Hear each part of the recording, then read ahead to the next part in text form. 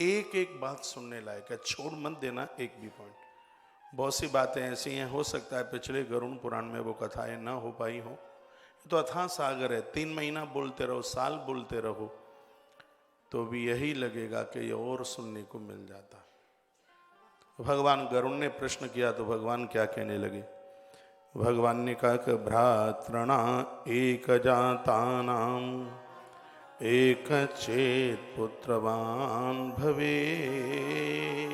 इस श्लोक का अर्थ है, भगवान नारायण कहते हैं कि हे गरुड़, यदि कोई एक से अनेक भ्राताएं, एक पिता की 2, 3, 4, 5, 6, 7 संतान हैं, औरों को पुत्र है लेकिन उसमें से एक को पुत्र नहीं है, तो यदि और भाइयों को पुत्र है तो भगवान नारायण कहते हैं गरुड़ वह व्यक्ति निपुत्रिम नहीं माना जाता, वह पुत्रवान माना जाता है। पिता की वंश वृद्धि नहीं रुकनी चाहिए, ऐसा भगवान नारायण कहते हैं। देखो कितनी बढ़िया बात कही। एक पिता के एक से अनेक पुत्र हैं, यदि उनमें से एक को भी संतान है तो वो सगरे भाई हैं, वो सब पुत्रवान माने जाएंगे। यह भगवान नारायण ने बड़ी अद्भुत बात कही। श्लोक बोल रहा हूं, भ्रातृणा एक जातानाम एक क्षेत्र पुत्रवान भवेत् सर्वे ते तेन पुत्रेण पुत्रडो मनुरब्रवीत्। यही बात श्री मनुजी महाराज ने भी अपने ग्रंथ में कही है। जो ये गरुड़ पुराण में ये बात है, बहुत लोग परेशान होते हैं, हम निपुत्री हैं, हमारे कोई संतान नहीं है, लेकिन इसमें एक और नीचे बात कही गई है। इसमें लिखा है कि सतपुत्र यानी सत माने 100, कोई 100 पुत्रों का पिता है लेकिन उनके बेटे धार्मिक नहीं है, पारमार्थिक नहीं है, ईश्वर को मानने वाले नहीं हैं, तो 100 पुत्र होने के बाद भी वो माता पिता अपने आप में निपुत्री हैं। और जो धार्मिक हैं, सत्कर्म करने वाले हैं, उनके यहाँ संतान न होने पर भी वह अपने आप में पुत्रवान हैं। यह भगवान नारायण का बड़ा अद्भुत शब्द है। भगवान कहते हैं कि उन लोगों को बिल्कुल दुख उठाना ही नहीं चाहिए, उन्हें कुछ ऐसा सोचना ही नहीं चाहिए जिनके और अपने भाइयों को। गरुड़ पुराण तो इतना अद्भुत ग्रंथ है, यदि इसको सुन लिया जावे तो बड़ा आनंद है। भगवान गरुड़ भगवान की बातें सुनकर के गरुड़ देव अति प्रसन्न हो गए और उन्होंने कहा कि भगवान बहुत आनंद आ रहा है, पूर्वजों को प्रसन्न करने के लिए क्या क्या काम करें? तो भगवान नारायण कहते हैं अन्नम वस्त्रम जलम द्रव्यम मन्यतवा दीयते चयत प्रेत शब्देन यदि दत्तम मृत्या नित्यदायकम। अपने पितरों के लिए हर व्यक्ति को बिल्कुल भी व्यवस्था न हो तो भी उसे अन्न वस्त्र जल इत्यादि ये वस्तुएं हैं, यह अपने पूर्वजों के निमित्त उन्हें दान स्वरूप समर्पित करनी ही चाहिए। ये मैं कोई अपनी तरफ से नहीं बोल रहा हूँ, ग्रंथ का दर्शन कर लीजिए। यह रहा गरुड़ पुराण, ये सगरी बातें इस ग्रंथ में लिखी हैं और बड़े अद्भुत रूप से एक एक बात का समाधान किया है। अन्नम वस्त्रम जलम द्रव्यम मन्नत्वा दीयते चयत् प्रेत शब्देन यदत्तम मृतस्यानंतदायकम। जो मृत्यु होकर के चला गया है वो है नहीं, तो चाहिए कि उस व्यक्ति के लिए घर के लोगों को अन्न और वस्त्र, द्रव्य रुपया पैसा और जल अवश्यमेव समर्पित करे। इसके बिना उन्हें तृप्ति नहीं मिलती। एक बार फिर रिपीट करूंगा, अन्नम वस्त्रम जलम द्रव्य मन्नत्वा दीयते चयत। जब ये चीजें उनके लिए आप समर्पित करेंगे तब उस जीवात्मा को संतुष्टि मिलेगी। ये चीजें उनके लिए दीजिए। कल मैंने निवेदन किया है, तर्पण से कुंडवा बढ़ता है, श्राद्ध से वंश वृद्धि बढ़ती है। याद रखना कल पंचमी का श्राद्ध है और पंचमी का जो श्राद्ध होता है, रिकॉर्डिंग सुन लेना, इसलिए तो मैं बोल रहा था कि लिख लीजिए। पंचमी का श्राद्ध करने से संतान आज्ञाकारी होती है। ये बच्चे इधर उधर नहीं भटकते, ये आज्ञा का पालन करते हैं। और यदि घी के द्वारा तर्पण किया जावे तो इन बच्चों की दीर्घायु होती है, लंबी आयु होती है। मैं तो कथा में आगे चल रहा हूँ, फिर मुझे कहने का ध्यान रहा या ना रहा। कल हम बहुत ढंग से घृत के द्वारा तर्पण करा रहे हैं। बच्चे आपके आज्ञाकारी हों, दीर्घायु हों, लंबी उम्र जिएं, तो कल के तर्पण के लिए आज से ही आप आश्रम के नंबरों पर कांटेक्ट संपर्क करते हुए अपना नाम और गोत्र लिखा दें। कल विशेष तर्पण हैं। जो लोग कल श्री गया जी पिंडदान करने के लिए जावें तो आप परसों चले जाना कल की बजाय। कल के तर्पण में मैं भी इधर रहूँगा बहुत ज़्यादा विशेष ढंग से, क्योंकि आज्ञाकारी संतान के लिए पंचमी का श्राद्ध, लंबी आयु के लिए, दीर्घायु के लिए घृत के द्वारा होने वाला तर्पण बहुत ज़्यादा लाभकारी है, बहुत ज़्यादा विशेष है। कोरोना काल में ऐसी स्थिति रही, घर बेघर हो गए, बड़ी दिक्कत, बड़ी परेशानियां हुई, और हम श्री गया जी में आए हैं। यहाँ जितना कुछ ठीक से ठीक हो सके, बढ़िया से बढ़िया हो सके, तो उसमें बिल्कुल कहीं भी कमी नहीं छोड़ेंगे, पूरा जोर लगा देंगे, जी जान लगा देंगे।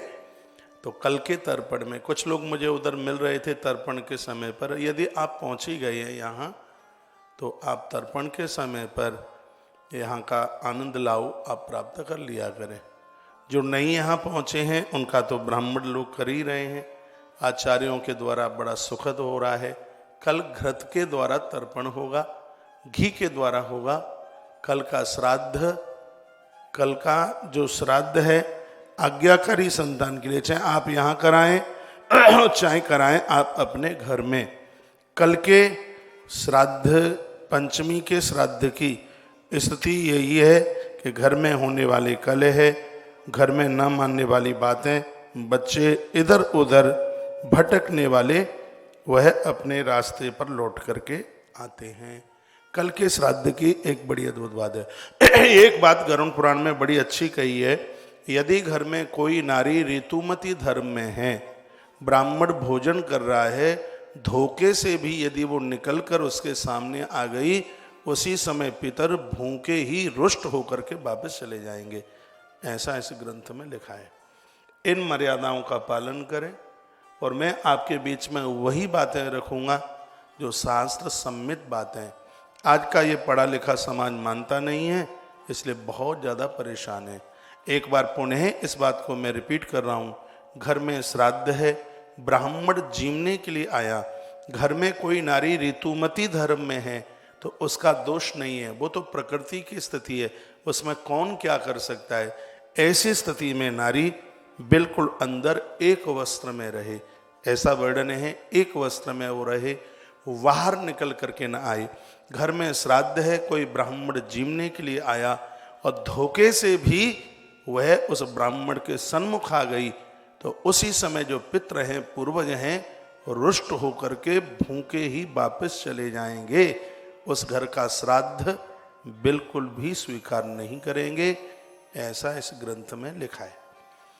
एक बार जयकारा लगाइए, बोले बांके बिहारी लाल की। आज की बातें बहुत अद्भुत हैं, इतनी कल्याणकारी बातें हैं। गरुड़ पुराण में श्रीमद् भागवत जी की देव भाषा की महिमा का वर्णन किया है। सोई तो हम कहें कि भागवत का मूल पाठ पूर्वजों के लिए क्यों इतना ज़्यादा चलता है, लोग तीर्थ यात्रा जाते हैं, भागवत की कथा क्यों कराते हैं, तो इसमें वर्णन है। गरुड़ पुराण की कथा सुनने से अकाल मृत्यु नहीं होती, ये बिल्कुल दावा है, ये बिल्कुल परिपक्व है। कई जगह भगवान नारायण ने इस बात का संदेश दिया है। लोग कहते हैं कि गरुड़ पुराण नहीं पढ़ना चाहिए, वो अनविज्ञ हैं, उन्हें जानकारी नहीं है। ये लोग इसलिए कहते हैं कि जो गलतियां जो की गई हैं उन सब का वर्णन इसमें है। जब वो कथाएं चलती हैं तो रोम रोम कांपता है, ये गलतियां हमसे हुई हैं, अब हमारा क्या होगा। हो सकता है कि आदमी डिप्रेशन में भी चला जाए। एक एक गलती का प्रमाण दिया है इसमें। जो जो गलती की है ईश्वर के यहाँ से वो कैसे बचेगा, फिर उसे भय लगता है, उसे डर लगता है, तो बहाना बना करके कह दिया अरे मरने के बाद तो जो हो सो हो, कौन क्या कहे, लेकिन जिंदे जी सुनेंगे तो बड़ी तकलीफ होगी, हार्ट फेल भी हो जाए। तो प्रचार कर दिया कि गरुड़ पुराण मत पढ़ना, उसको ना सुनना, क्योंकि उसमें तो सभी गलतियों का विवेचन किया गया है। और एक बात मैं बहुत हृदय से आपको बोलूं, व्यासपीठ से मैंने 18 पुराणों की कथा कही है, जितनी जो एक मेरी श्रद्धा इस गरुड़ पुराण के अंतर्गत टिक गई है, लाजवाब है, वर्ण नहीं कर सकता। इतने आनंद के साथ इस कथा को आपके बीच में परोस रहा हूँ, रख रहा हूँ। लाखों काम आपके पास में हों तो भी इस कथा से दूर मत जाना। गरुड़ पुराण वायु पुराण के बिना पूरा नहीं होता, ऐसा भी वर्णन है। इसलिए हमने अचानक कथा में वायु पुराण भी 28 तारीख से रख दिया। जिन लोगों को जाना होगा वो अपने घर पर भी उस वायु पुराण की कथा को आप जरूर सुनिएगा। आपके पूर्वज पितरों का हमने आह्वान किया है, इनको तो हम अमावस्या को ही विदा करेंगे, आप भले ही चले जाएंगे लेकिन उनको हम यह कथा सुनाएंगे। आप आश्रम के इन नंबरों के साथ जुड़ते हुए कल का तर्पण और श्राद्ध, तो उसमें आप जुड़ते हुए, जो बाहर से जो लोग जुड़े हुए हैं और आज नए ही लोग जुड़ रहे हैं, एक बार आश्रम के नंबरों पर वो संपर्क कर लें। सहयोग राशि इतनी कम इसलिए रखी गई है, ये सौभाग्य आप सबको मिल जाए। 2100 रुपया पूरा श्राद्ध पक्ष में भंडारा हो जाएगा, आप घर पर नहीं कर पाएंगे। तर्पण के लिए एक दिन के लिए ब्राह्मण भोजन, गीता पाठ, तर्पण, ये सब ऐसी सहयोग राशि रखी गई जिसमें सौभाग्य आपको प्राप्त हो जाए। और एक बात और मैं निवेदन करूंगा, घर में 10 लाख रुपया खर्च कर लेना, लेकिन गया जी की धरती पर होने वाले मूल पाठ भागवत जी का मुकाबला नहीं कर पाएगा। गया जी का प्रत्यक्ष रूप से इसमें नाम है। इस ग्रंथ में कई बार गया जी के नाम का वर्णन किया है। आज ऐसी अद्भुत अद्भुत कथाएं कि श्राद्ध बड़ा करे कि छोटा करे। इस ग्रंथ में लिखा है कि एक पिता के 4 बेटे हैं, अंत्येष्टि अंतिम संस्कार एक ही करे। सब लोग लड़े कि बाप हमारा भी तो था, हम भी करेंगे, हम भी करेंगे, तो उसके परिणामों का वर्णन किया गया है। इस ग्रंथ में लिखा है कि यदि कोई सन्यासी बन गया है घर से, भूल करके भी उसका अंतिम संस्कार न करें। हाँ, एक पुत्र धर्म का निर्वहन करके वो गया जी में जाके उनके लिए तर्पण पिंडदान कर सकता है, लेकिन सन्यासी का अंतिम संस्कार नहीं कर सकता।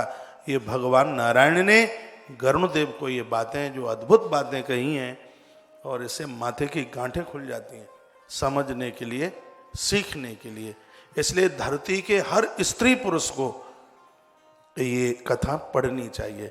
जिसको पति भी नहीं है और जिसको बेटा भी नहीं है, ऐसी पत्नी अपने पति के लिए तर्पण और पिंडदान करने की अधिकारिणी है। इसी ग्रंथ में लिखा है जिसका कुटुंब खानदान कोई नहीं बचा, यदि कोई उसका मित्र है, देखो वो मित्र अपने गोत्र का नहीं है, लेकिन भगवान नारायण कहते हैं गरुड़ मित्र के द्वारा किया गया पितृ तर्पण और पिंडदान उस जीवात्मा को प्राप्त हो जाता है। मित्र की इतनी बड़ी महिमा का वर्णन किया है। तो ऐसी कथा के साथ मैं आपको जोड़ करके चल रहा हूं। कितने भी काम आपके पास में हों, आज की कथा ना छोड़ना। एक किसी व्यक्ति के 4 विवाह हो गए, ये भी कथा इसी ग्रंथ की है, और 4 पत्नियां हैं उसकी, उसमें से एक को ही संतान हुई है, 3 को नहीं हुई, तो भी वो चारों की चारों पुत्रमान ही कही जाएंगी। ऐसी बात इस ग्रंथ के अंतर कही गई। अद्भुत कन्यादान का वर्णन है इसमें।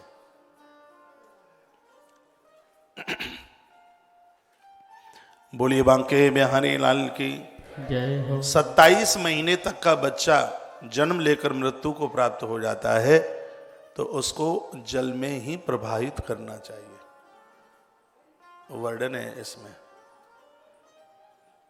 पौंडक उम्र 6 वर्ष से ऊपर 16 वर्ष तक, यदि किसी की मृत्यु होती है तो जितने वर्ष का बच्चा मौत को प्राप्त हुआ है, उसके भोजन में उतनी ही उम्र के बच्चों का भोजन होना चाहिए। बहुत सी ऐसी बातें जो बिल्कुल भी नहीं पता है, और इस ग्रंथ ने वो जानकारी दी है। इस ग्रंथ को सुनकर भयभीत होने की जरूरत नहीं है।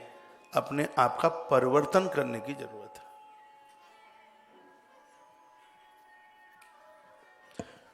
बोलिए भक्त वत्सल भगवान की, श्री हनुमान जी महाराज की जय हो। जय जय श्री राधे जय जय श्री राधे जय जय। श्री राधे श्याम। जो मनुष्य प्यासे लोगों को पानी और भूखे लोगों को भोजन देते हैं, उनको लिखा है कि मृत्यु के समय पर पांव में कांटा लगे इतना भी दुख नहीं उन्हें उठाना पड़ता। गरुण, एक बार फिर कहूं ये बात, लिखा है कि जो मनुष्य प्यासे लोगों को पानी और भूखे लोगों को भोजन देते हैं, उन लोगों की मृत्यु के समय पर पांव में कांटा विदीर्ण हो, कांटा लगे, प्राण छोड़ने में उसको उतना भी कष्ट नहीं होता। दोनों हाथ जोड़ रहा हूं, आग्रह पूर्वक निवेदन कर रहा हूं, आपके घर में कोई रिश्तेदार, मेहमान, साधु, संत, याचक, मांगने वाला कोई भी आपके घर में आता है, उसको भोजन के लिए पूछिए, उसको जल के लिए पूछिए। आपसे कुछ भी नहीं आता, तुम भूखों को भोजन, प्यासे को पानी पिलाते रहोगे। गरुण पुराण में भगवान नारायण कहते हैं, हे गरुण देव, जीव का इसी में कल्याण हो जाए। एक श्लोक बोल दूं ना तो बात अद्भुत हो जाएगी। वारिदात्रसितानाम ये क्षुधितान्नदायिना प्राप्नुवन्ति नरा काले मृत्युम सुख समन्वितम। मौत के समय पर भी वो सुख का अनुभव कर रहा होगा, उसको कष्ट नहीं होगा। एक बात यहां और कही है, जब व्यक्ति मरता है, मौत को प्राप्त होता है, तो उसके सबके खानदानी पास में होते हैं, परिवार के लोग पास में होते हैं और उनकी आंख में आंसू होते हैं, वो सब रोते हैं। और उस समय जीवात्मा रोता है और वह मोहित हो जाता है परिवार को देखे, तो उसकी दुर्गति हो जाती है। वो कई जन्मों तक वो भटक जाता है, उसे जीवन नहीं मिल पाता। इसलिए मैंने बहुत बार कहा है, घर में कोई वृद्ध हैं, बूढ़े हैं, उनके कमरे में भगवान की तस्वीरें लगा दो, उनके कक्ष में, और उनके सामने ज़्यादा रो मत, छाती मत पीटो, क्योंकि उनकी तो उम्र पूरी हो गई है, उन्हें जाना है। तो आप उन्हें रोएं और फिर वो रोएंगे, वो भटक जाएगा आदमी। गरुण पुराण में लिखा है, हे गरुण, मृत्यु के समय पर जीव का चिंतन मेरे चरणों में होना चाहिए, वो मेरा ध्यान करे। इसमें लिखा है उसके पास तुलसी रखो, इसमें लिखा है उसके पास सालिग्राम रखो, ये वर्णन है इसमें। उसके पास सालिग्राम, उसके कच्छ में तुलसी, ये रखिए। उसके पास कुछ धार्मिक किताबें आप रख दिए। इसमें तो लिखा है किसी व्यक्ति ने प्राण छोड़े हैं और तत्काल उसको तुलसी की छाया में रख दिया, तो यमराज के दूत दरवाजे पर खड़े रहेंगे, अंदर एंट्री नहीं ले सकते। गरुड़ पुराण में मां तुलसी की इतनी बड़ी महिमा का वर्णन है। तो देखो, वारी कहते हैं जल को। वारिदा तृषितानाम ये क्षुदिता अन्न प्रदायिना। क्षुदिता यानी भूखा, भूखे व्यक्ति को अन्न और प्यासे व्यक्ति को जो पानी की व्यवस्था करता है। प्राप्नुवन्ति नराकाले मृत्युम सुख समन्वितम। चाहे स्त्री हो चाहे पुरुष हो, मृत्यु के समय पर उनको सुख हो रहा होगा, उन्हें किसी भी प्रकार का कष्ट नहीं हो रहा होगा। एक बात मैं आपको बोलूं, ये जितनी भी सेवाएं चालू करके सत्य है कि हम आपसे कुछ नहीं ले रहे, चाहिए क्या हमें? ये कथाओं में जो पढ़ लिया है, बस यही विचार कर लिया कि कैसे भी कैसे जीव का उद्धार हो जाए, उसका अंतिम कल्याण हो जाए। ये बातें आपको पता नहीं है, ग्रंथ मैंने पढ़े हैं, मुझे मालूम है, इसलिए वो बात मैं आपके बीच में रख देता हूँ। और बिना प्रमाण को कोई बात कहता नहीं, ये मैंने संकल्प लिया है। मुझे कथा कहते हुए 17 महीने होने वाले हैं। क्या विद्वान वक्ता लोग नहीं सुनते? आज तक मेरे पास किसी का एक कोई टेलीफोन ये नहीं आया कि फलाने दिन किसी कथा में तुम कोई अनुचित और कोई गलत बात बोल गए। मैं बिना प्रमाण के कोई बात ही नहीं करता, मेरी कोशिश ही नहीं रहती कि मैं कोई मिलावटी बात बोल दूं, काहे क्यों बोलूंगा। अब ये बात देखिए, भगवान नारायण क्या कह रहे हैं गरुण देव को कि आदमी कुछ नहीं कर पाता, गृहस्थी के इतने जंजाल हैं, वो सब कुछ कर नहीं पाता। ऐसा नियम ले ले कि वह किसी प्यासे को प्यासा और भूखे को भूखा न जाने दे, अपनी कमाई का कुछ अंश निकालकर जल और अन्न की सेवा में अपने आप को जोड़ दे। पांव में कांटा लगे इतना भी कष्ट नहीं होने दूंगा मरते समय, भगवान कहते। कोई जीवने के लिए आता है, खुश होइए, उत्साहित होइए। और जो दुखी होकर के जिमाता है उसका तो कुछ लगता ही नहीं। ये तो अपने भाग्य की सराहना कीजिए कि आज भगवान की कितनी बड़ी कृपा है, ये ईश्वर ने कृपा करी है, मुझे मौका दिया है, ये इतने लोग भोजन करने के लिए आए हैं। खुश होइए। कुछ लोग तो रोटियां गिनते रहते हैं। भगवान को प्रार्थना कीजिए और ज्यादा जी में। और जमाने में कभी आज तक किसी को घाटा नहीं हुआ। महाराज जनक बहुत श्रद्धा रखते थे इसमें। अध्यात्म रामायण में कथा आती है, जनक के यहाँ भगवती जानकी उसी पुण्यों के द्वारा हुई है, राजा ने भूखों को भोजन कराया है। वो तो विदेह थे, उनको तो अपनी देह का भी होश नहीं था, लेकिन उस राजा के यहाँ भी अध्यात्म रामायण का बहुत बड़ा योगदान है। इस श्राद्ध पक्ष में मैं पिछले कथा में आपको बोला हूं, 11 के दिन इस ग्रंथ को बांटने का बहुत ज्यादा उसका प्रभाव है। जनक राजा ने जानकी बेटी को, साक्षात भक्ति महारानी को, इस सत्कर्म के द्वारा प्राप्त कर लिया। तो बातें तो बड़ी छोटी छोटी है। आपके घर में ये 16 दिन बिना पानी के, बिना जल के, बिना अन्न के ना निकल जाए। आप ना कर पाए हमें बोल देना, हम इस कार्य को करने के लिए कमर कस के खड़े हुए हैं, पीछे नहीं हटेंगे बिल्कुल भी। आपको किसी भी प्रकार का, अभी तो यहाँ कथा 8 बजे शुरू हो जाती है, नहीं तो मैं पूरे वर्ष भर 8:30 बजे से लगभग 9:15 बजे तक आपकी कॉलें सुनता रहा हूँ। अभी नहीं सुन पा रहा हूँ क्योंकि वो कथा को टाइम दे दिया है। और आप हर प्रकार के समाधान के लिए पूछते हैं, मुझसे जितना होता है, जानकारी होती है उतना बता देता हूँ, और नहीं जानकारी होती है तो कह देता हूँ कि मुझे पता नहीं है। मुझे नहीं लगता कि उसमें मेरे कोई नंबर कम होने वाले हैं। ये संसार है, आकाश है, मच्छर अपने हिसाब से उड़ रहा है, गरुण देवता अपने हिसाब से उड़ रहे हैं। जिसके पंख जितने मजबूत हैं, 2 पंख होते हैं सबको, एक ज्ञान का पंख है और एक वैराग्य का पंख है। उनके जितने ये मजबूत होंगे वह अपने आनंद की उड़ान उतनी भर लेंगे। तो बड़ी अच्छी अच्छी बातें कही गई। कहा कि जिसने कभी अनृत वचन, देखो इसमें एक बात और कही है, जो मरणासन्न स्थिति में है, यदि किसी से बोलचाल बंद है तो फोन करके या किसी को भेज करके उसे बुला लेना।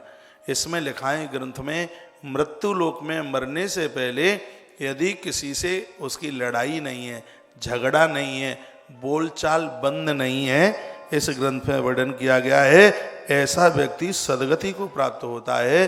उसके निकले हुए शब्द साक्षात वेद में शब्द होते हैं।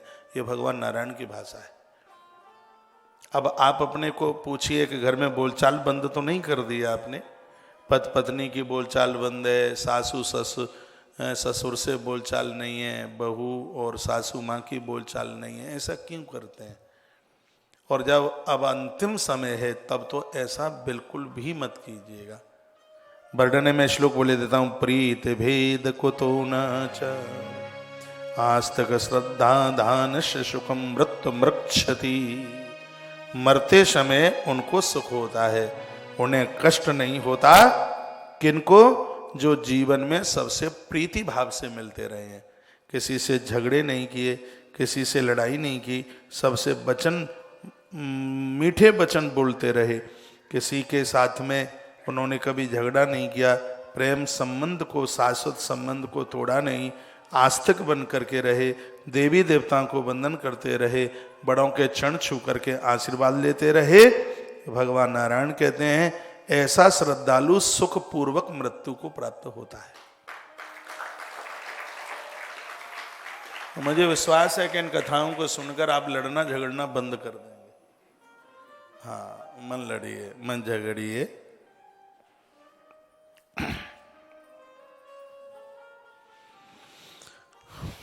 जो मनुष्य देवता और ब्राह्मण की पूजा में लगे रहते हैं, ये दोनों वाक्य लिखने के लायक है। इसलिए तो मैंने बोला है कि पूर्णमासी को सत्यनारायण भगवान की कथा और अमावस्या को ब्राह्मण का भोजन।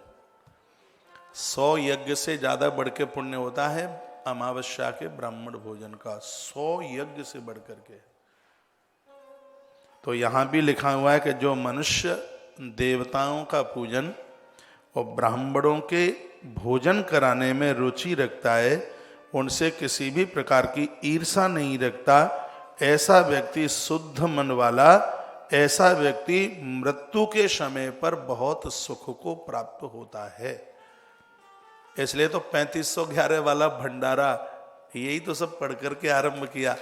ये सब पढ़ करके सबसे पहले तो मेरे मन में बात आती है, इसको चालू कर दें, ये तो बात बड़ी मलूक है, ये तो बात बहुत बढ़िया है। तो जैसे जो पढ़ा और सबसे पहले उसको चालू करने की कोशिश की। मेरी ब्राह्मणों के प्रति बड़ी श्रद्धा है। ये 2 काम आप करो। क्या 2 काम करना है? एक तो देव पूजन रोज करो। आज युवान हैं इसलिए पता नहीं लग रहा है, लेकिन यमराज के ऐसे पटा पड़ेंगे लास्ट में। हाँ, 100 मारेगा और 1 गिनेगा। कथा के पहले दिन मैंने बोला है 86,000 योजन का रास्ता है हम भवन का, और 200 योजन रोजाना चलना पड़ता है, और 16 नगर मिलते हैं रास्ते में ठुकाई पिटाई करने के लिए। वो सब नाम बता दिए मैंने। हाँ, सूली पर चढ़ा दिए जाते हैं, पेट फाड़ दिया जाता है बिल्कुल। अभी पता नहीं लग रहा है। और देखो कष्ट ऐसे ही होता है जैसे अभी कोई मारे जोर से, तो जो कष्ट अभी है वो सूक्ष्म शरीर में मार पड़ने पर वही कष्ट होता है। इसलिए बहुत ध्यान रखें इस बात के लिए। और मनुष्य शरीर हमें और आपको मिला है भगवत प्राप्ति के लिए। 84 लाख योनियां हैं, 83,99,999 योनियां हैं, वो भोग योनि है। इसी गरुड़ पुराण में लिखा है कि मनुष्य जीवन कर्म योनि है। शुद्ध कर्म करके ये मनुष्य इंद्र बनने तक की स्थिति में पहुंच जाता है। धरती के बहुत लोग इंद्र बने थे, जिनका जन्म धरती पर हुआ था, उन्होंने 100 यज्ञ किए, उनको बुलावा आया ऊपर से। नहुस धरती पर ही तो था, और कहां था? वो आकाश में थोड़ी ही जन्मा था। नहुस राजा की कथा थी भागवत में, उसका जन्म धरती पर हुआ था, और नहुस राजा को इंद्रासन मिला इंद्र की गद्दी पर। राजा हरिश्चंद्र के लिए बुलावा आया था, देवी भागवत में कथा है, उसने इंद्रासन स्वीकार नहीं किया। राजा दिलीप ने इंद्रासन स्वीकार नहीं किया। वो क्या कहते थे कि जो आनंद इस मृत्यु लोक में है, वो कभी उस इंद्र के लोक में वो आनंद है ही नहीं। हनुमान जी भी तो नहीं गए ये धरती छोड़कर। वो राम जी को कहते हैं, भगवान चलो ठीक है आप साकेत में रहेंगे, लेकिन भगवान मुझे जितना आनंद आपकी कथा में आता है उतना आनंद मुझे मुक्ति में नहीं आता। हनुमान आज भी धरती पर है। इस मृत्यु लोक के ऐसे बहुत जन हुए हैं, ग्रंथों में वर्णन है, जिन्होंने इंद्रासन स्वीकार नहीं किया। नहुस इंद्र की गद्दी पर बैठ गया, कुकर्म कर बैठा, इंद्राणी को हरण करके गया सांप, और महात्माओं के कंधे पर बैठ के, और कहता है जल्दी नहीं चलते, सर्पा संस्कृत का शब्द था। महात्मा रुष्ट हो गए कि चल तू सर्प ही बन जा। फिर वो अजगर बन के गिर पड़ा। द्वापर में धर्मराज युधिष्ठिर के प्रश्नोत्तरी के द्वारा उसका उद्धार। तो कहने का ये मतलब है कि जो आनंद इस मृत्यु लोक में धर्म सत्कर्म करने में है, वह आनंद इंद्र का सिंहासन प्राप्त करने में नहीं है बिल्कुल। इसलिए ये 2 बातें और लिख लें। अभी 2 पहले बताई हैं, अन्न और पानी।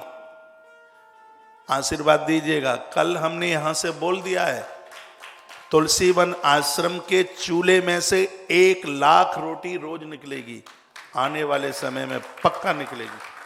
कल यहां से बोला है। लोगों ने संपर्क करना शुरू कर दिया, कहा महाराज जी वो मशीन कितने की आएगी, हमारा योगदान ले लें। अब मैं बता दूंगा वो कितने की आएगी। काम इतने फैले पड़े हैं, अब इनको थोड़ा समेटें फिर। और ये नहीं है कि 100 की तरफ भागो और पीछे के सब पड़े रह जाएं, तो इनको भी समेटते समेटते चले। लेकिन ये होगा जरूर। गाड़ियां बढ़ रही हैं इस समय इतनी जोर से। सीधाम वृंदावन में जो भंडारा चल रहा है वो बड़ा अद्भुत है। कल अटला चुंगी से किन्हीं सज्जन का मेरे पास पहुंचा, ये सही है, व्यास गद्दी है, यहाँ से कभी झूठ नहीं बोला जा सकता। और मुझे क्या बोले कि तुम आदमी हो कौन हो? मैंने कहा क्यों जानवर लगता हूँ? वो मुस्कुराए।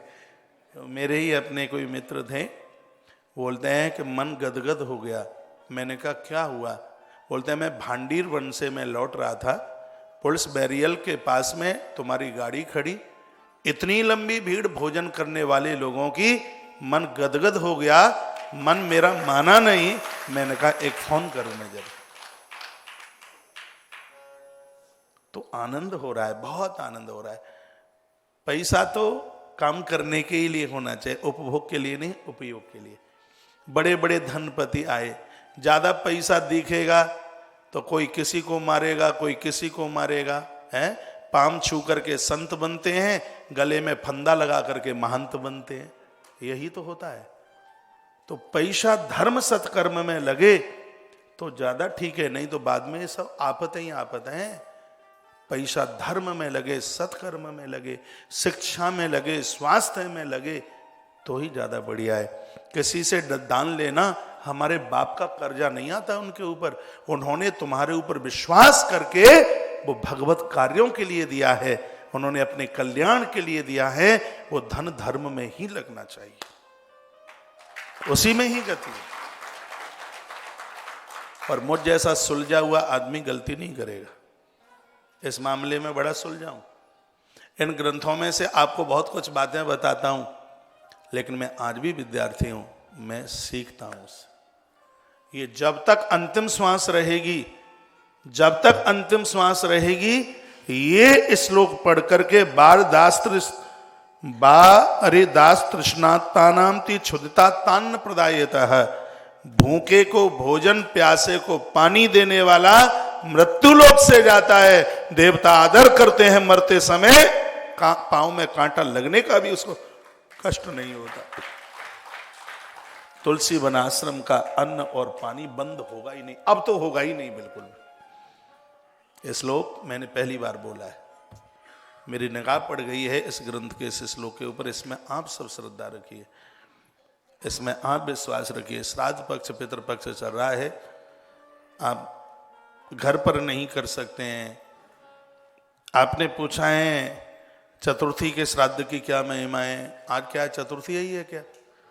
पशु लाभ, हाँ, वैभव, हाँ, तृतीया है, हाँ, तो कल है चतुर्थी, आज तृतीया नहीं होनी चाहिए, तृतीया ही है। अच्छा, तो पंचमी परसों की है, कल आप अपने काम करा के आ जाना। जो मैंने विशेष तर्पण बोला है वो पंचमी को है, मैं कल पंचमी समझ रहा था, वो परसों होगा। चतुर्थी के श्राद्ध की महिमा है पशु लाभ। चतुर्थी को श्राद्ध करने से जो गैया भैंस पालते हैं, भेड़ बकरियां पालते हैं, जानवर पालते हैं, उनकी गति बढ़ती है। हमारे यहाँ गौ माता बहुत है, गौवंश बढ़े, इसलिए हम तो एक विशेष भंडारा श्राद्ध करेंगे चतुर्थी को, गौवंश बढ़े उसके लिए। एक बार जयकारा लगाओ, बोलो बांके बिहारी लाल की, श्री हनुमान जी महाराज की जय हो। हाँ, तो फिर परसों के लिए, पंचमी के लिए भी आप नाम आज से ही लिखा देना, तो थोड़ी व्यवस्थाएं फिर ठीक हो जाती हैं। तो और भी सुन लीजिएगा, मृत्यु काल में बहुत कष्टों का अनुभव जीव को करना पड़ता है। जो अधर्मी है, सुन लो पूरी बात, अधर्मी, दुराचारी, पापी, क्रूर, तमोगुणी प्रकृति के लोग हैं, ऐसे लोगों के लिए यमराज अपने दूतों को विशेष रूप से फरमान जारी करके और खूब बड़े बड़े उन्हें हथियार दे करके उन्हें भेजा जाता है। वर्णन है इसमें। जो लोग धार्मिक हैं, सदाचारी हैं, सात्विक हैं, इसमें देखो वही बात आ गई जो मैं पूर्व में बोल गया हूं।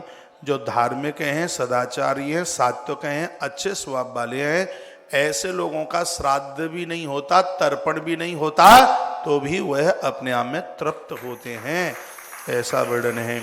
या कामान नाप संभ्रम्य द्वेषान धर्म मृत्यु सृजेत, ये तो अधर्मी और न्यायियों के लिए। हितोक्तकारी सौम्यस्य सा सुखम मृतमिक्षति, जो सौम्य हैं, धार्मिक हैं, क्रोधी नहीं हैं, ऐसे लोगों के लिए यदि उनके लिए तर्पण श्राद्ध नहीं हुआ है तो भी वह अपने आप में तृप्त होते हैं।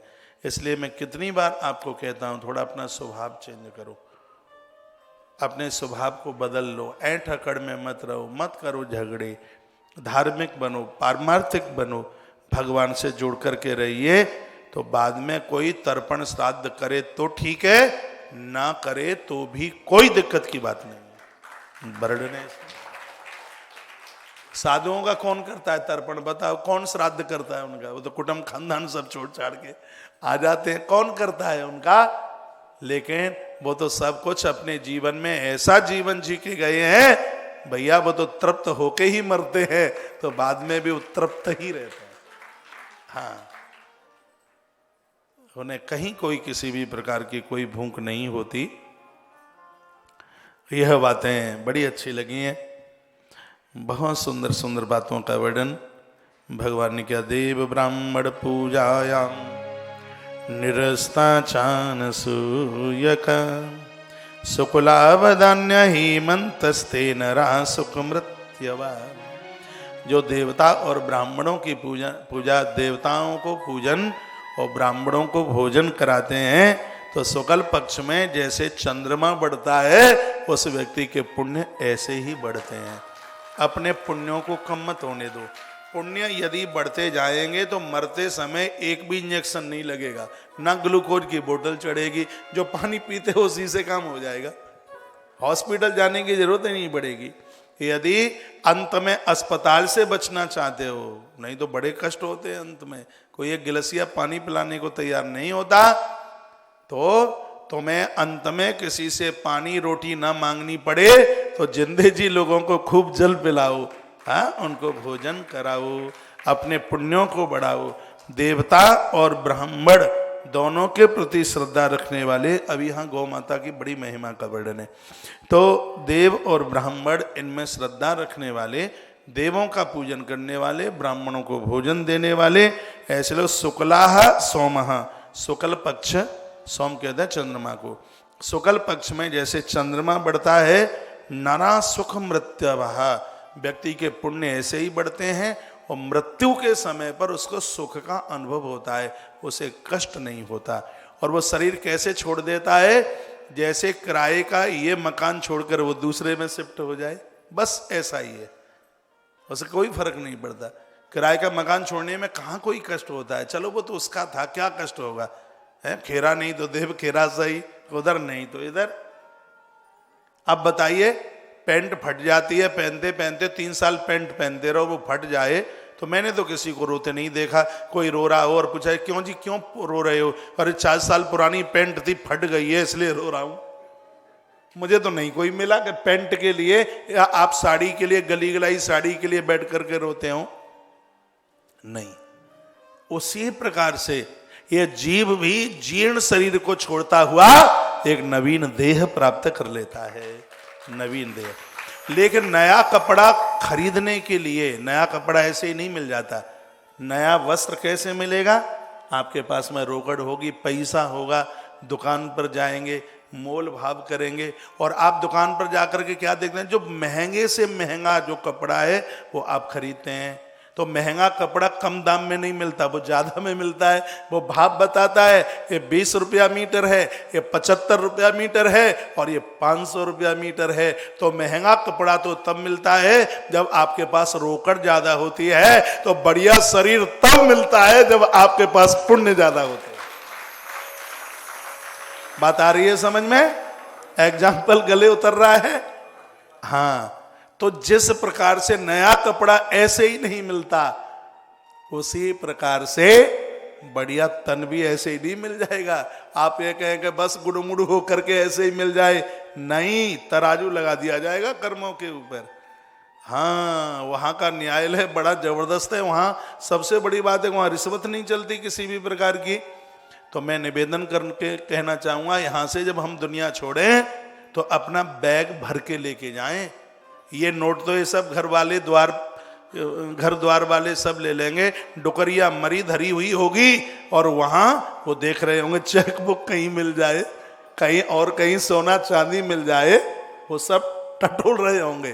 कौन रोता है? आज के समय आंसू नहीं आते, आंसुओं के लिए विक्स लगानी पड़ती है आंखों में। उस समय कोई नहीं रोता, कौन रोता है? कि ये खूब आफत कट गई, नाक में दम कर रखी थी, और वो ऐसा जमाना आ गया है। अभी तो और आगे देखिए, जब प्राण नहीं निकलेंगे तो ऐसी तैयारी हो रही है कि इंजेक्शन लगा दो प्राण निकल जाए। कौन देखेगा वृद्धों को, कौन पूछेगा? और ये समय ज्यादा दूर नहीं है। लेकिन इसमें वर्णन है कि जो पुत्र अपने माता पिता का श्राद्ध करते हैं, उनके लिए सत्कर्म करते हैं, ग्रंथ मेरे सामने है, इसमें लिखा है उस व्यक्ति को संपूर्ण धरती की 7 परिक्रमा करने का पुण्य प्राप्त होता है। इसलिए ये 16 दिन का जो कार्य है, इसको बड़ी श्रद्धा से कीजिए, बड़ी प्रसन्नता के साथ कीजिए, और अपना भाग्य समझ करके कीजिए। इसको भजन मान करके नहीं, इसको भाग्य समझ करके इसको कीजिए। आनंद हो जाएगा भैया, बहुत आनंद हो जाएगा। मेरी बात मान लो, मैं आपसे बहुत प्रेम करता हूं, मेरी बात मान लो। और इस ग्रंथ ने जो बातें कही हैं वही बात मैं आपके बीच में रख रहा हूं, तो ये कर ले, पूजा आरंभ कर दें। भले ही थोड़ी देर के लिए बैठे, अच्छे मन से बैठिए। रोज ब्राह्मण को नहीं बुला सकते हैं तो महीने में 1 आध बार बुला लो उसे, मंदिर में दर्शन कर लो, उनके प्रति श्रद्धा रखो।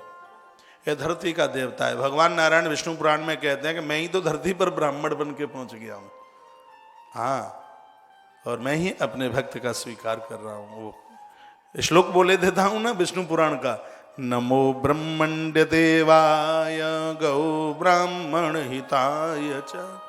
भगवान को पूछा तुम काहे क्यों आए धरती पर ब्राह्मण बनने के लिए? कहा गैया मैया की रक्षा करने के लिए आया।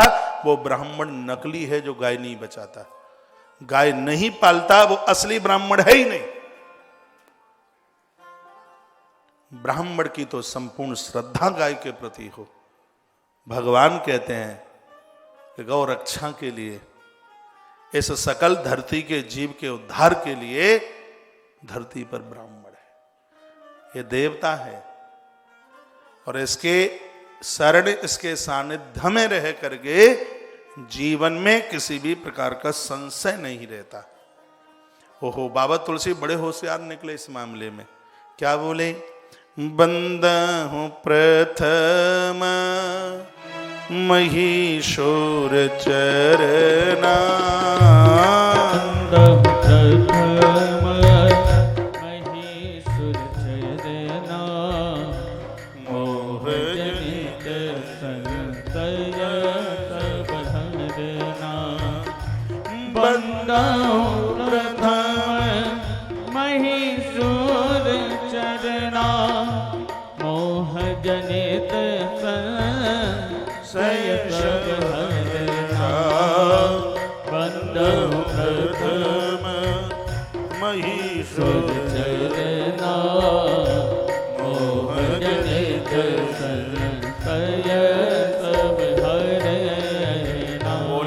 वत्सल भगवान की जय। आज की कथा में जो लोग बाद में जुड़े हैं, कथा जब पूरी हो जाए तो आरंभ की वीडियो जरूर सुन लीजिएगा, क्योंकि आज कथा शुरू से ही बड़ी भजनी कथा हुई है। कथा सूत्रों में चल रही है, आनंद देने वाली कथा है। तो देव ब्राह्मण पूजायाम निरता शान सूयका,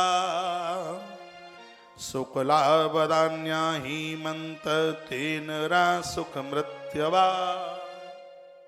जो लोग बिना पूजन किए हुए रह नहीं सकते, ब्राह्मण के प्रति श्रद्धा रखकर पूर्वजों के निमित्त से भोजन। देखो, आप जीवन भर ग्यारस करते रहिए, यदि एकादशी के विसर्जन में ब्राह्मण भोजन नहीं हुआ, कुछ भी नहीं है।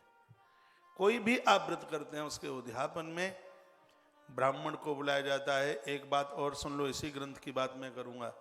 आप बिटिया के विवाह में चाहे जितना धन खर्च कर लेना, जब तक ब्राह्मण देवता के मुख से मंत्र नहीं निकले तब तक कन्यादान का फल ही नहीं मिलता। ये बात सुन लीजिए। अब कैसे मैं समझाऊं? आज क्या हो गया है, लोग बिल्कुल भाग रहे हैं। फार्म हाउस पर इतना धन खर्च कर देंगे, खाने पीने पर इतना खर्च कर देंगे, और ब्राह्मण ये कहे कि दक्षिणाम समर्पयामी, सो घरवाली को देख करके मुस्कुरा जाएगा। पता नहीं कि ब्राह्मण ने कितनी बड़ी जमीन मांग ली है तुमसे। मुस्कुराहट आ जाएगी दक्षिणा के नाम पर। गड्डी देखेंगे सबसे सड़ी सड़ाई, फटी फटाई, टैप 6 जगह से लगा हो, वो निकालकर पंडित जी महाराज को दे दो। लेकिन धन्य है पंडित जी महाराज, इतने पर भी तुम दोनों हाथ रख करके आशीर्वाद देते हो।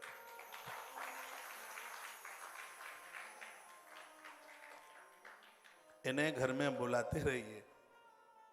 इनके साथ जुड़ने में आज तक किसी को घाटा नहीं हुआ। एक बार और ग्रंथ के दर्शन कर लो, ये श्लोक इसी के हैं। हाँ, जैसी में लिखे हैं, सब सबरे इसी में लिखे। लेकिन ब्राह्मण देवता बड़े खुश हो रहे होंगे कि ये महाराज बड़ी मलुक बात कह रही हैं, तो पौआ छोड़ो, ईश्वर भी झुक जाएगा। हाँ, ऊट पटांग काम करना छोड़ो, तुम देवता हो। सिर्फ ब्राह्मण के घर से जन्म लेकर के काम नहीं चलेगा, तुम्हारे कर्म भी ब्राह्मण के होने चाहिए। कर्म, हाँ। कोई मुझे बोल रहे थे, अभी मैं आश्रम में था, कहा महाराज जी क्या बताऊं, हमने 2-3 बार एक किसी ब्राह्मण को भोजन के लिए बुलाया। घर वाली बोली कि मुंह में से बड़ी हीक आ रही थी, दुर्गंध आ रही थी, तो बेटे ने उसके मुंह के ऊपर मुंह लगा करके सूंघा तो वो शराब पी के आया था। क्या कहेंगे, क्या करेंगे। मैं जाति पक्ष वाला आदमी नहीं हूं, मैं संस्कार और धर्म वाला आदमी हूं। ब्राह्मण के लिए बहुत बहुत बंधन के साथ में मैं बात बोलता हूं। को संस्कारी है, वो लांछन है, वो धरती पर माता धरणी उसके बोझ से गाफिल हो रही है। ये जितनी भी ब्राह्मणी देवियां मुझे सुन पा रही हैं, बहन आपके चरणों में प्रणाम करता हूं। इन शराबियों को जन्म मत दो, अच्छी संतान को पैदा करो। वो तब होगा जब बच्चा पेट में होगा, जब तुम चाउमीन नहीं खाओगी तब। हाँ, ये ऊट पटांग तो तुम कर बैठती हो, सो साहब ऐसे ही उबड़ खाबड़ जन्म ले रहे हैं। ब्राह्मण का तो दर्शन करके ताप प्रताप और संताप समाप्त हो जाते हैं। उसको दर्शन करके मन को तत्काल शांति मिल जाती है, सुख मिल जाता है। बड़े नोट खर्च करने पर बड़ी क्वालिटी का वस्त्र मिलता है, तो बहुत सत्कर्म करने पर ही ब्राह्मण का शरीर मिलता है। ये ब्राह्मण का जो शरीर मिल गया है, इसका दुरुपयोग मत करो। अपने आप को बड़भागी मानो, अपने आप को भाग्यशाली मानो। रोजाना गायत्री का जप करो, भगवान का नित्य नाम लो, अच्छे अच्छे काम करो।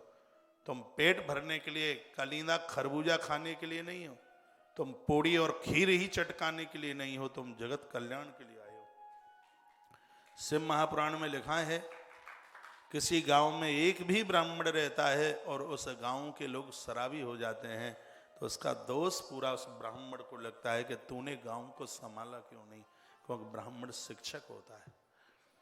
और इस समाज में ब्राह्मण की मौत होती है तो उसकी जिम्मेवारी क्षत्रिय को होती है।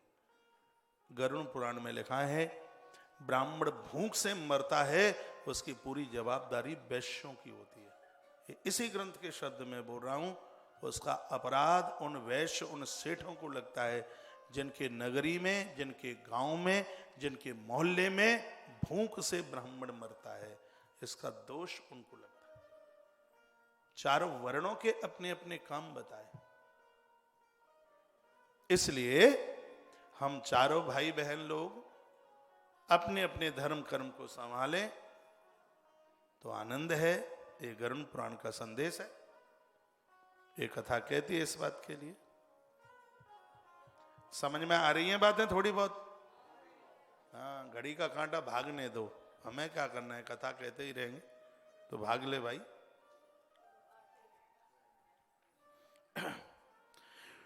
वर्णन किया है कि जिन लोगों ने धर्म पुण्य सत्कर्म किया है, उनके प्राण ऊपर से निकलते हैं। जिन्होंने पाप किए हैं, जिन्होंने अपराध किए हैं, उनके प्राण नीचे से निकलते हैं। व्यक्ति स्वर्ग गया है कि नरक गया है, उसकी मृत्यु बता देती है। ऐसा भगवान नारायण देव कहते हैं। क्या कह रहे हैं कि ऊर्ध्वं भित्त्वा प्रतिष्ठन्ते प्राणा पुण्यवतां नपः मध्यतो मध्य पुण्यानाम अधो दुष्कृत कर्मणा। बताया जाता है कि जो ब्रह्मरंध्र का भेदन करके प्राण निकलता है, ऐसे लोग ब्रह्मलोक को पहुंचकर वो एकदम ऐसे मुक्त, या तो भगवान के पार्षद बन जाते हैं या धरती पर जन्म से ही महात्मा बन करके पैदा होते हैं, कपाल फाड़ करके जिसके प्राण निकलते हैं। ये ब्रह्मरंध्र है। इसके लिए बहुत पुण्यों की जरूरत होती है।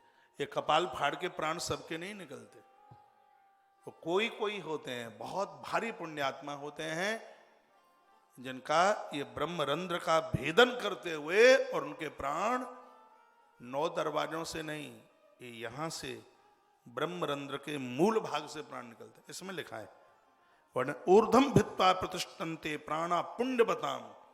जिसके भारी पुण्य होंगे तो उसका ये यहां से कपाल फट जाता है और यहां से प्राण निकल जाते हैं। जहां जिस जगह पर चोटी रखाई जाती है, ये जगह बहुत कोमल होती है।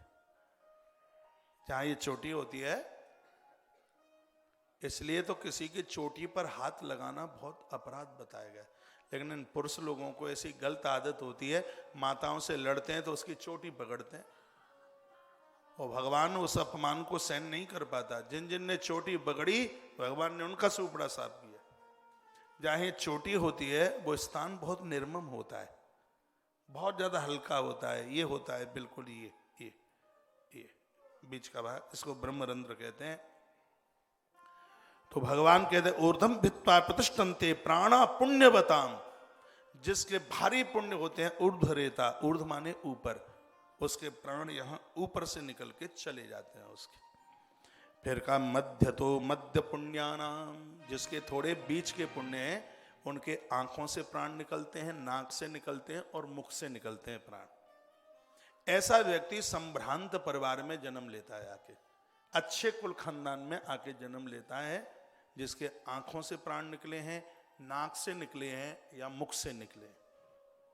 समझ में आ रही है बात? आगे चलूं फिर? धन्यवाद। तो वर्णन किया गया कि मध्य तो मध्य पुण्यानाम।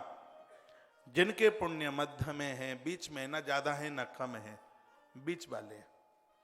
ना सप्लीमेंट्री है ना डिक्टेशन है, वो 60-61 पे ही रह गए हैं बस, वो बीच वाले हैं। तो उनके मध्यम पुण्य हैं उनके, तो वो संभ्रांत अच्छे परिवार में आके वो जन्म ले लेते हैं। फिर कहते हैं हमारा बाप तो बहुत गरीब है, हमने तो ऐसे घर में, हमने तो एक शराबी के घर में जन्म ले लिया, पापा जुआरी है, बहुत ज़्यादा घर में बड़ा ज़्यादा कष्ट है, हमें पति ठीक नहीं मिला, बहुत ज़्यादा दिक्कत, बहुत परेशानी है।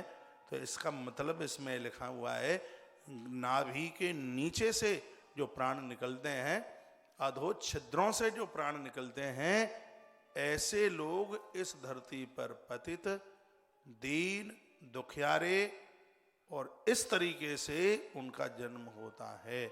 अच्छा आदमी नहीं मिलता, अच्छा घर नहीं मिलता, अच्छा परिवार नहीं मिलता, अच्छे माई बाप नहीं मिलते, संभ्रांतता नहीं मिलती। वो वर्णन है पापी नाम यान्ति योगिनाम ब्रह्म। योगी तो ब्रह्मरंध्र को प्राप्त हो गए, लेकिन पापिनाम यान्ति अधोमुखम। तो जो पापी लोग हैं, अपराधी, जिनके पास पुण्य है ही नहीं, ऐसे लोगों के प्राण हैं वो नाभि के नीचे से निकलते, उन्हें बड़ा कष्ट होता है, उन्हें बड़ी दिक्कत होती है।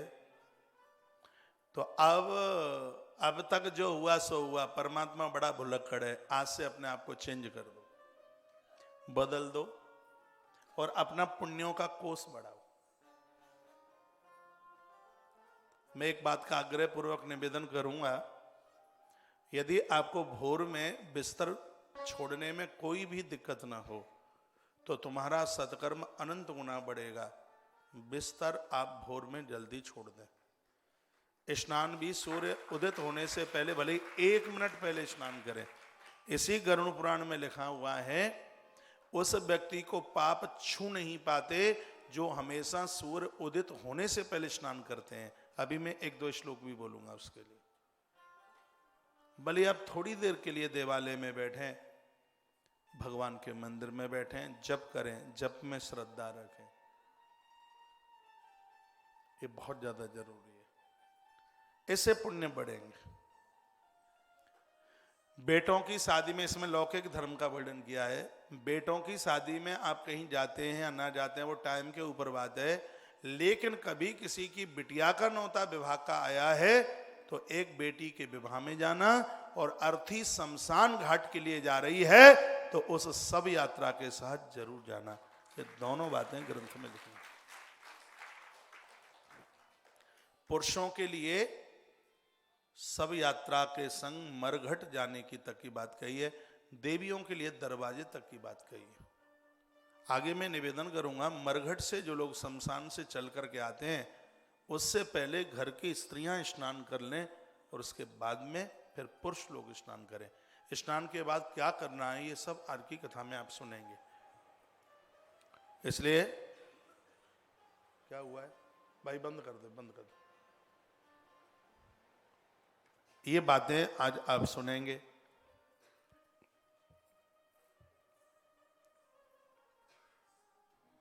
बड़ी और अच्छी अच्छी बातें कही। ऊर्धन्तु शतछिद्राणाम अष्टम बदनम तथा एते प्राणा विनिर्यान्ति पर्याय सही शुभ कर्मणः। शरीर के 9 छिद्र हैं, ये आप सबको पता है। तो उनमें से कुछ ऊर्ध्वमुख हैं, कुछ अधोमुख हैं।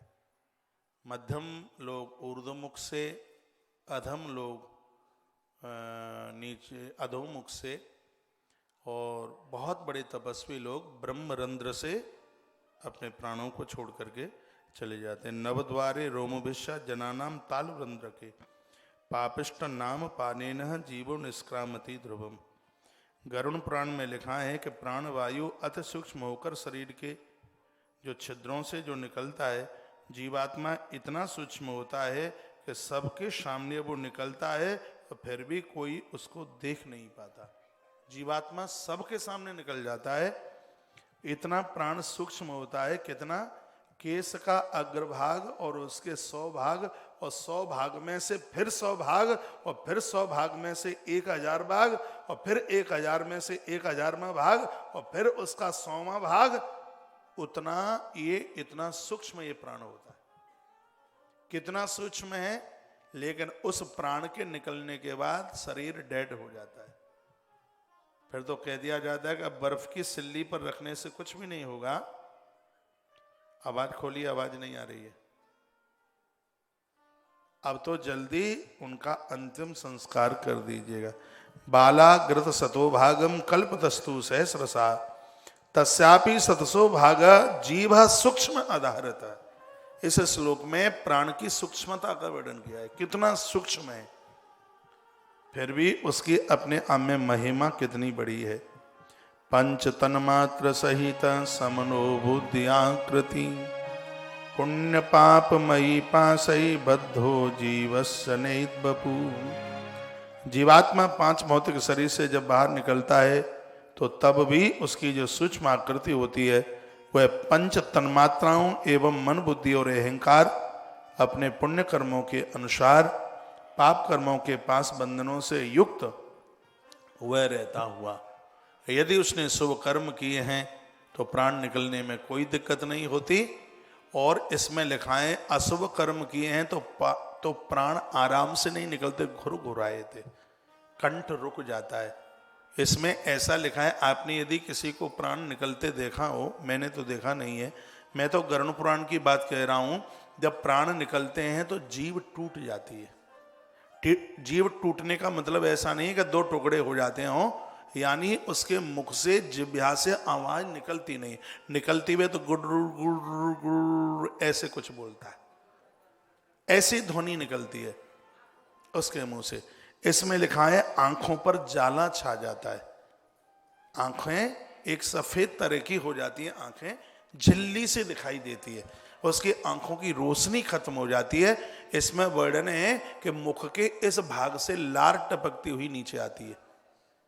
जिस समय प्राण निकलते हैं तो इसमें कुछ बातें बताई जा रही हैं।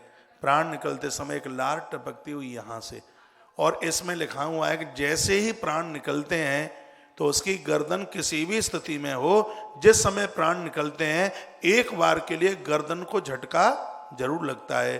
गर्दन ऐसे हो जाएगी, चाहे इधर हो चाहे इधर हो, उसकी गर्दन के ऊपर। देखो इधर कोई मोबाइल पर बहुत बात कर रहे हैं, आपसे प्रार्थना है इस समय मेरा ही मोबाइल चालू रहने दीजिए, आप अपने मोबाइल बंद कर लें। आपका मोबाइल ज़्यादा चलेगा तो फिर मेरा मोबाइल बंद हो जाएगा। अब आप देख लें कि आपका मोबाइल चालू जरूरी होना चाहिए कि मेरा मोबाइल जरूरी होना चाहिए चालू। वो बहुत देर से बात हो रही है फोन पे, उसको बंद कर लें। बोलिए भक्त वत्सल भगवान की जय हो। श्री हनुमान जी महाराज की जय हो। जय जय श्री राधे जय जय श्री जय राधे जय। श्री राधे। जीवात्मा के द्वारा अपने पाप कर्म के अनुसार यातना को भोगने के लिए ग्रहण किए गए इस सूक्ष्म शरीर को यमदूत यम के दरवाजे पर लेके जाते हैं। स्थूल शरीर तो यहाँ पड़ा रह जाता है, कारण शरीर अगला जन्म लेता है, सूक्ष्म शरीर नरक और स्वर्ग का उपभोग करता है। शरीर तीन है, कारण, सूक्ष्म और स्थूल। वो स्थूल शरीर है जिसको शमशान में जलाया गया है, सूक्ष्म शरीर निकल करके जाता है, और वह उसके कर्मों के अनुसार जीवात्मा के द्वारा अपने पाप कर्मों के अनुसार ही उसको यातना भोगनी पड़ती है। उसने शुभ कर्म किए हैं तो उसको कोई कष्ट आता ही नहीं है। उसके लिए तो भगवान के पार्षद आते हैं, और आते ही सबसे पहले उसके गले में माला डालते हैं, फिर हाथ जोड़ते हैं और बड़े सम्मान के साथ लेके जाते हैं। जो एकादशी का व्रत करते हैं, इस ग्रंथ में वर्णन है, जिसने एकादशी का व्रत किया है, कन्यादान हाथों से किया है, शुभ कर्म किए हैं, ऐसे लोगों को लेने के लिए नारायण कहते हैं गरुण मैं तुमको भेजता हूं धरती पर। भगवान बोले, चाहे वो स्त्री हो चाहे पुरुष हो, कोई भी हो, भगवान नारायण कहते हैं कि उनको लेने के लिए मृत्यु लोक में मैं तुमको भेजता हूं।